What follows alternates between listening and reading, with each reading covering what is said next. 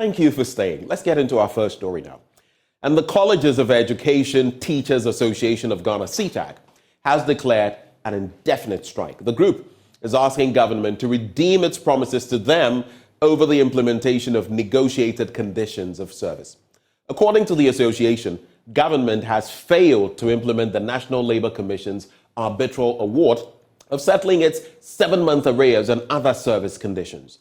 Emmanuel Bright Kweku was at the association's National Delegates Conference held in Kumasi and filed this report.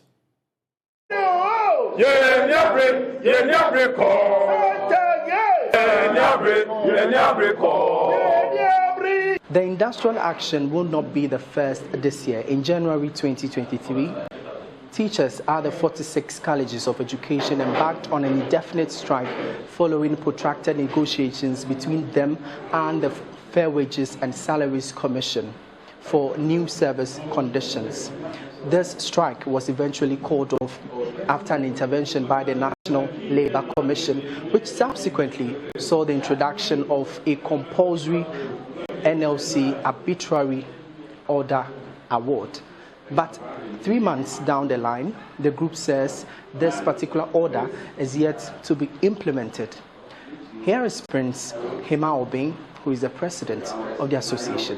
Now, following several efforts by leadership of GTEC to impress on our employer to comply with the arbitral award orders issued by the National Labour Commission, effective Tuesday, 1st August 2023, all tutors with emphasis, all tutors of the 46 public colleges of education in Ghana are to withdraw teaching and related services until our employer has complied with all the orders of the NLC.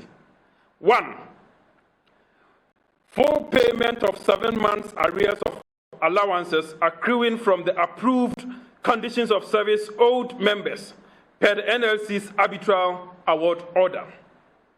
2, payment of 1 month's salary to each member of GTEC as compensation for additional duty performed in the year 2022 as ordered by the NLC. 3, publication of the report of the staff audit and subsequent extension of public universities' rate of allowances to deserving members of GTEC per the NLC's arbitral award order. The group says it shall, from the beginning of the 2023-2024 academic year, not continue with its all-year-round academic calendar, describing it as killer. 4, immediate release of leave roster by each college of education to enable each tutor take 15 working days leave for the year 2022 as ordered by the NLC.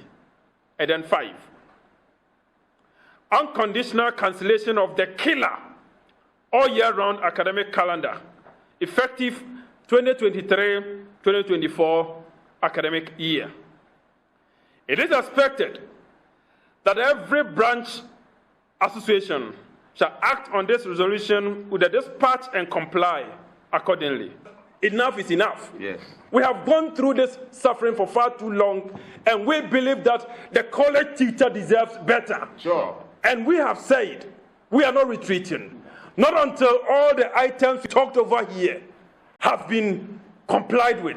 Not until all of them have been delivered. We wouldn't budge. The Colleges of Education Teachers Association therefore says until the government meets their demands, they are not resisting or rescinding their decision.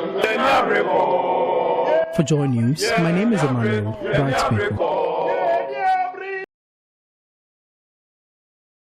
Now, the Ghana Tertiary Education Commission is on a move to equip council members of colleges of education with the requisite knowledge to reduce the friction between council members, the GTEC, and managers of these colleges. The training centered on the regulatory framework, the governance structure of the tertiary system, and the role of the council members within the tertiary system. Speaking to journalists on the sideline of the training, Director General of GTEC, Professor Mohammed Salifu said they have had situations council has appointed a person and there have been disagreement over qualification. For example, the councils are in charge of appointments in the colleges of education. That's a statutory duty of the council. The councils also supervise the work of the principals of the colleges of education. On the other hand, GTEC is supposed to be the regulator that provides oversight for even governance in the tertiary education institutions. You want to appoint a principal, there are preset criteria for appointing the principal. And we've had situations in which councils have reported to appoint somebody who probably has not even met the requirements that are expected of a principal. We've also had situations where councils, have the tendency to take up responsibilities of what executive management should be doing. So these are areas of confusion that we need to clarify. That yes, the council has the mandate to do these things, especially appointments, but they don't do it capriciously. You have to do it in accordance with laid down procedures and standards which GTEC supervises. And there has to be a clear line of distinction between what the role of council is and what the role of management is. These are the things we're trying to emphasize. Responding to questions earlier, Professor Salifu explained challenges they face when it comes to transition of councils. Some people say, as long as the government changes, if it is still within the same party, the same party has gone 4 years, is coming back, all the previous appointments, goes back to zero, they have to do new appointments again. And what GTEC has struggled to carry across is that we should have a situation where we say that the last appointed, after it's been appointed by government, and government is in perpetuity. When this government does something, the other one doesn't come and say, no, we have to do it all over again. We carry forward from there. So even if we have to do that kind of transition, let the existing council stay until a decision is made about the next one that is coming. Head of Institutional Support and Coordination, GTEC Jerry Safo, outlined some of the functions of the Council. The Council of the College of Education shall determine the policies of the College of Education and have control over the general programs. I think we spoke extensively on this one. Under that, you find out that to do that, you have to ensure that the attainment of the aims of the college, oversee internal organization, manage finances, and so on and so forth. The second one is that council will establish committees that it considers necessary and shall assign to a committee functions that it considers appropriate. So there are statutory committees of council. Fortunately, that has been provided for in the Act as well, in the statutes that is derived from the Act. Council has the right to set up ad hoc committees, and then most of these committees must have representation of council. Where you don't have a rep of council on such committees, that committee only becomes advisory.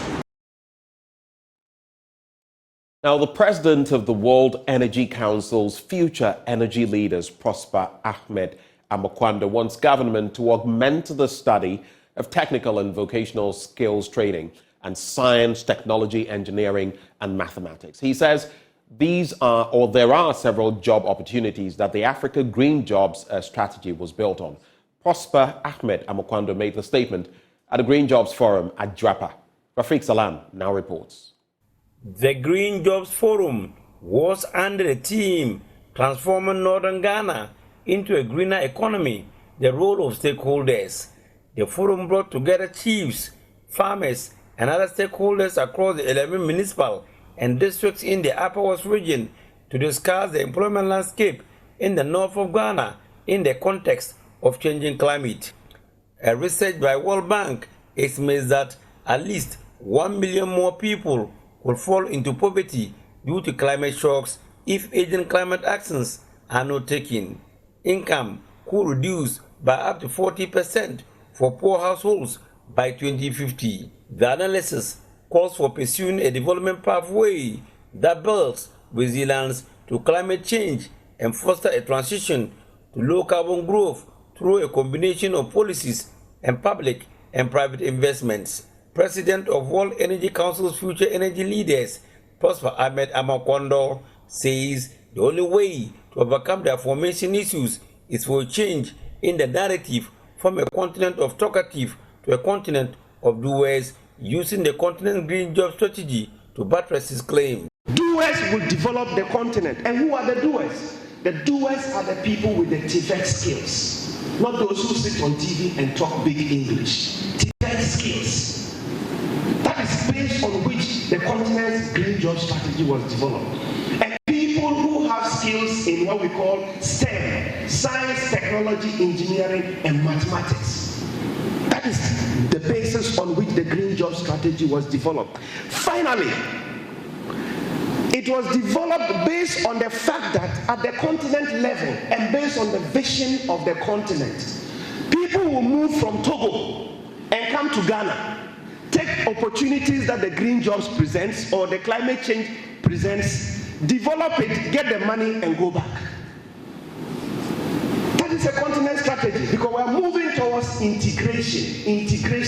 He urged people living in the northern Gulf of the country to take their destiny into their own hands, as politicians are sometimes the cause of some of the problems in respect to climate change in the northern ecological zone. Government has promised to deploy solar systems across this part of the country. Government has promised in its books to promote climate smart agriculture. Monies have been voted, but those monies are not entirely dispersed to these communities. So my message to these community members is, look, take your destiny into your own hands. And as far as the green economy is concerned, it has come to stay. Let us take action, take the risk, take the initiative, support each other, collaborate, and then defend and protect the green economy future of Northern Ghana. For the past 3 years, the Frederick Ebert Stifton, Economic Policies Competence Center, and the Youth Advocacy on Rights and Opportunity, YARO, have held several stakeholder fora in discussing employment needs of the teeming youth and growing population on green job creation. Program Coordinator Frederick Ebert Stifton, Economic Policy Competence Center, and Executive Director, Youth Advocacy on Rights and Opportunities, Eunice Asedu and Benin Haji, threw more light on the program. Now, do you know when the rains start and end in different parts of Ghana? If you can find them in the books and online, well, it was the initiative of one man, Ghana's foremost climate scientist, KNUST's Professor Leonard Kofiche Amekuji. As Professor Amekuji delivers his professional inaugural lecture, Joy News takes a look at how he realized this vision. Almost a decade ago, Leonard Amekuji received a call from an insurance company inquiring about the rainfall seasonal patterns in the northern regions. The question they asked me was, when will the rain start in the northern part of the country? And then the second question that followed was, how will the rainfall pattern be in the north? And then the third question quickly followed again. When will the rain stop? And I realized I couldn't give just first wanted to answer, then I stopped and told them, okay, let me make some few checks. Professor Amekuji sought to make a quick dig in some few tombs and online portals, but wasn't successful. I thought I could find some information, relevant information from the literature to help them. But I realized that this was not available in the literature for the country. He then formed a team to find the answers. After fulfilling the request of the insurance company, he proceeded to extend the exercise to the entire country. Something dawned on me that this information needs to be going to the literature because there's none there. So then I decided to do it for the entire country, and so provided a seasonal forecast, a seasonal early warning tool for us, so that if you ask me right now, when will the rain start for Kumasi, I can quickly think through and just tell you. When will it start in Takrady? I should be able to give you information. When will it start in Ho? And then how long will the rain likely to be? And then I can also provide you the variabilities likely that will be in the starting day of the rain. When the rain starts in February, then you ask me, is it a climate change? I will tell you it's not a climate change because it's a climate variability, because I'm able to tell you what it is. This culminated in a paper he published in 2015 in the journal Climate, titled Variabilities in Rainfall Onset, Cessation and Length of Rainy Season for the Various Agroecological Zones of Ghana, which happens to be his most cited publication. Professor Amakuji has recently been involved in a project, Swift Science for Weather Information and Forecasting Technique. Within that project, we want to ensure that the knowledge base for the academy and then those in the industry, that's the operational centers. Operational centers here are referred to Ghana Meteorological Agency. On the 3rd of August 2023, Professor Amakuji will be delivering his professorial inaugural lecture under the topic, Cracking the Climate Change Code, the Sub-Saharan Africa Revolution. Reporting for Joy News, Kwesi Deborah. Now, Member of Parliament for Banda, Ahmed Ibrahim, is asking government and other stakeholders to rebuild the lives of drug addicts by providing more rehabilitation centers.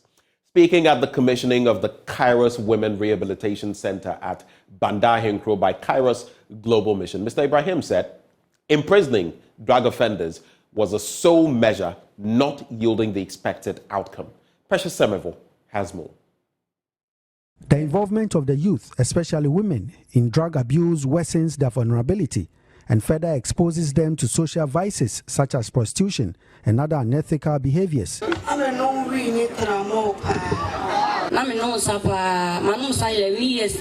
Kairos Global Mission, a Christian NGO based in the USA to rebuild the lives of such women, has built a rehabilitation center for women at Banda Hinkro in the Bono region.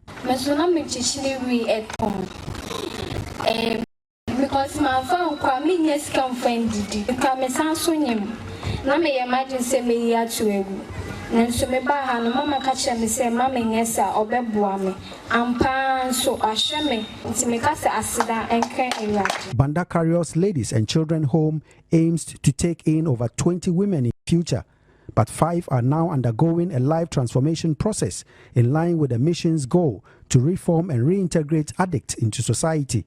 Reverend Anna Draw is the president of the mission.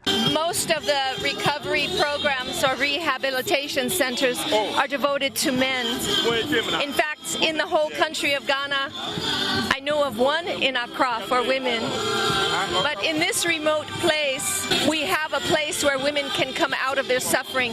It needs to be in a place like this, in-home care. The addiction is just too strong.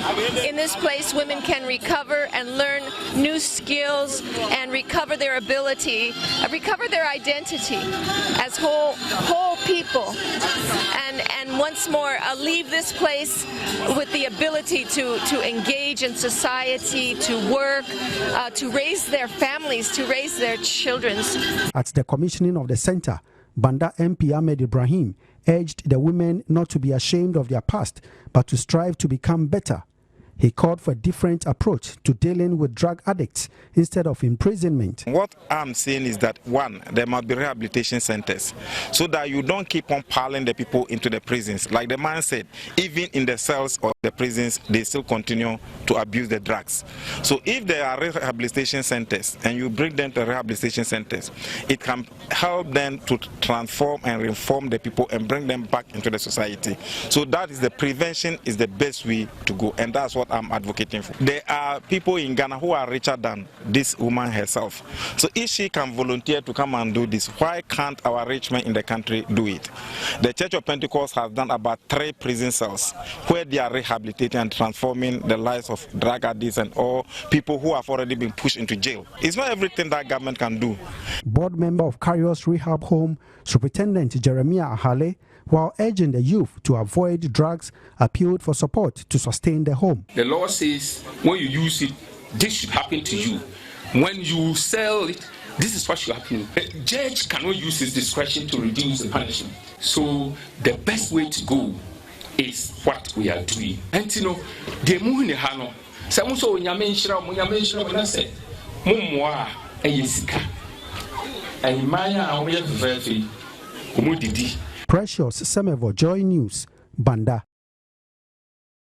And that's how we cap off the news this morning. But stay with us. We'll be joined shortly by former candidate of the Progressive People's Party, Bridget Jogmanuku, as we get into the newspapers. We'll be right back.